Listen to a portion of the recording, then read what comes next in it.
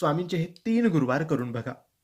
मनामध्ये विश्वास ठेवून, मनोभावाने, विश्वासाने आणि श्रद्धेने तुम्हाला हे 3 गुरुवार करायचे आहेत. हे 3 गुरुवार तुम्ही विश्वासाने, श्रद्धेने केले तर तुमच्या इच्छा पूर्ण नक्की होतील. स्वामी प्रसन्न नक्की होतील. तुम्हाला अनुभव नक्की येईल.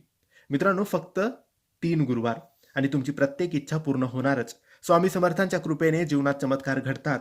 हा एक गुप्त व्रत आहे, जो श्रद्धेने केल्यास कोणतीही अडचण सुटते, मागितलेले मिळते. तर मित्रांनो, पहिल्या गुरुवारपासून किंवा तुम्हाला जेव्हा वाटेल त्या गुरुवारपासून या व्रताची सुरुवात तुम्हाला करायची आहे आणि अनुभव घ्यायचा आहे. तुम्हाला 3 गुरुवार हे व्रत करायचे आहे. कोणत्याही गुरुवारी काही अडचण, सुतक किंवा काहीही प्रॉब्लेम आली तर मग तुम्हाला नवीन 3 गुरुवार करावे लागतील. हे लक्षात ठेवा. 3 गुरुवार करताना 3ही गुरुवारी उपवास करायचा, फलाहार तुम्ही करू शकतात आणि संध्याकाळी रात्री स्वामींना नैवेद्य दाखवून तुम्ही उपवास सोडू शकता. हे झालं उपवास कसा करायचा आणि नियमांचं